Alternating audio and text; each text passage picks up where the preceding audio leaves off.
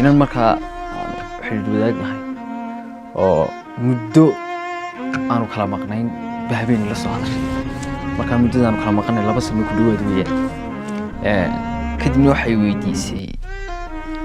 maxaa inoo kala dambeeyay doctor ama de waqtigii isweynayay bal maxaad mudatay dabadayba la weydiiyay maogta kadibna waxaan ku jawaabay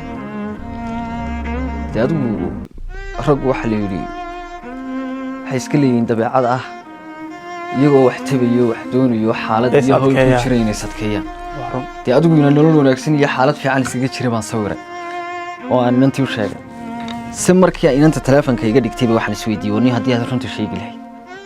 maxaad oran lahayd de kooba markaa waxaan ka bilaabay hadalkaaga goortan maqlaan hibasho weeyaan hadalkaaga markaa maqlaan hibasho weeyaan jiifii hurdaba waan ka go'ay hiifi gogashii habeenkii adoo iga furban hunda ku arkay humaaga meel durugsan buu iga hirayay hadmaadi ma nafku xistiga ku hawaabiday markaad iga hayaataa nashaad hawliyiitii hamigii qorshayaad saxdaas iga helinkii oo nolosha heerkan la rabay kaaga hoos maray himilooyinkayga dhan baad ii hirgelinay ka tigin ninkuu baahan baa ka cabsaday haasawahaagaan tibiya hadalladaadii